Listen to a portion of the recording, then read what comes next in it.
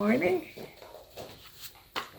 Welcome to what is supposed to have been Fridays with Rosalie. Yesterday was the last Friday of the month, and if you've ever known anyone, or if you've had vertigo, then you know yesterday was a really bad day for me. But here I am today, and I'm glad to be here. I am one of the people who likes to gather information and share it with other people. Someone recently gave me a bucket of books, and I thought, what on earth am I going to do with this bucket of books? They weren't really all for me. They were from me, my granddaughter, and my son, but still, it was a large amount of books for me. And as I read one, I want to share this. How can I share it? And somewhere in that cloud of thoughts came the idea, start a YouTube channel. So here I am. And I had said that on the fourth Friday of the month, I would be talking about dreams. And as I talk about dreams, I came to realize there are daydreams. There are dreams we have of the future that some people call visions.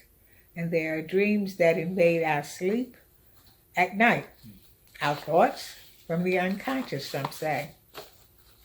But daydreams, those are the things that get us through the day sometimes. We buy a lottery ticket. We put that dollar in the slot machine in anticipation of walking away a multimillionaire. It doesn't happen for most of us. And I recently read about a guy who didn't play the lottery. He did not play didn't go to the casino, but he would invest in entering sweepstakes. And every sweepstake that he could find, he would enter to pay his bills. But that never happened either. He had to find an alternative to that to get his bills paid. And then we have the dreams, the visions of what we would like to be, who we would like to become, the houses we would like to own, the cars we would like to own. And we work toward making those a reality. Well, when I look at my life, I started out when I was preparing to graduate from high school, I said I wanted to be a journalist. My uncle said no. Go to college, get a Bachelor's of Art degree so you can support yourself. My high school counselor said, no, you won't be able to support yourself as a journalist. This was 1959. I was in a segregated society in Virginia, and careers for Black women were limited to hairdressers, nurses, teachers. At that time, I didn't want to go in that direction. So I left Virginia September of 1959 with the intent of getting a job, working, and then going to Temple and becoming a journalist. Anyway, that didn't work out. Got sidestepped. I became a wife, a mother, homemaker. So, within that time, I still didn't give up my idea of going to school. And then my then husband bought me my first typewriter because I was still talking about becoming a journalist. Anyway, after 24 years, from the day that I graduated from high school, I graduated from Widener with what? A bachelor's in liberal arts so I could support myself. By that time, I had started working in a social service agency because my sister-in-law said she worked at DPW. If you had 12 credits, I could come on as a certain position. So I got the 12 college credits, but I never worked for the Department of Welfare. I worked in Child Protective Services. I worked for Domestic Abuse Project and the last 15 years of my life, I worked for the Commonwealth of Pennsylvania. So after I got my bachelor's from Widener, I got a master's of human services from Lincoln, and then I went back to Lincoln later for another 2 years and got a certificate in gerontology. Again, because I was working with the evaluating nursing homes, I wanted to understand the elderly. So that got me through, and I'm grateful for that. And then that was, dreams that got deferred, but I still worked toward getting a college degree. One to, you may sound a little off, but I felt that my grandmother could then rest in her grave because, and all my aunts and uncles who wanted me to get my education, I did that and I was able to support myself. But then those dreams that invade our sleep, those thoughts, those images, sometimes can be frightening. Sometimes they're comforting, and sometimes you wake up and you say, what the heck was that all about? Well, a long time ago, someone gave me a very small dream dictionary, but I now have one that I use. It's titled Dream Sight, a dictionary and guide for interpreting any dream. It was written by Dr. Michael Lennox, and I had that. That's something I purchased years and years ago when I was a member of a book club. But it gives me comfort to look up those dreams.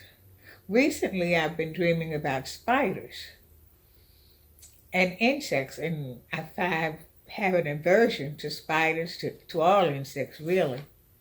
But then when I calm down and reach for my pen, my journal, and this book, the Dream Dictionary, and begin to look up what those symbols mean, I feel good. Because the symbols, spiders, it's about creativity. And when you think, and patience, and you think about how creative a spider is when it makes its web, and some of them are very attractive. And then it sits and waits for its prey, patiently. And sometimes as human beings, I think I have to wait patiently for things to come into my life, for things to happen. And after I interpret my dreams, I can walk away with a smile. I'm not trying to suggest that, I would be able to help you do that, but I'm suggesting that just something that you can do on your own. That's why I recommend you get a pen and a journal. A pad can be something you bought from the dollar store. Then they have some very attractive ones. You can go to a stationery store, or you can go to other department stores and look in their stationery and notions department, because there are some very beautiful books. Some of them even have words of inspiration on them. But I think if you do the work, you would be surprised at what our daydreams. I'm not saying give them up, because they definitely get you through the day. The dreams for the future. You're never too old to stop dreaming about having something come into your life and working toward that. Many years ago, I was on a bus going to work, and I saw a sign on a church marquee that said, obstacles are what you see when you take your eyes off your goal. And that has been my motto for living. Because like I said, I've had dreams deferred, but I kept going toward a goal. When I do that, I get it done, and I'm usually satisfied with the outcome. As well as, dreams of the future. We all have a future as long as we're up and around and breathing. We may not want to be that doctor or lawyer, depending on what your age group is, but whether it's that trip to Greece or Rome or wherever. Maybe you're one of those people that really would like to go to the moon. Well, that's a lot of money. I don't know where they're going to take their first commercial space trip, but it's a possibility. So whatever it is, write it down, find some pictures of it, start what they call a vision board. Vision boards are very helpful. And some people have vision notebooks. Find some pictures in magazines, cut them out and paste them. And keep it going. You know, whether you want a new kitchen, a new dining room, a new car, a new clothes, a trip, someplace exotic. You want to go to Fiji?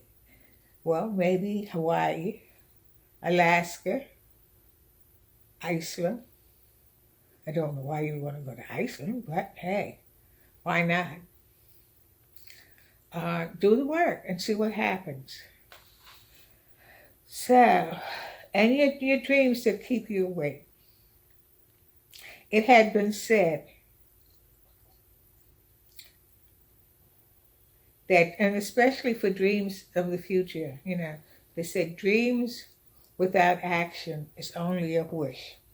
And I say that wishes can become a reality when action is taken to make it work for you. So let today become an awakening. And I'm saying awakening. This is a poem from 1964. And it is titled An Awakening. I had forgotten I'd written it until a few days ago. I have been suspended in time, a warp time, not knowing what to do, not feeling love or hate, unfulfilled, malnourished, unsafe.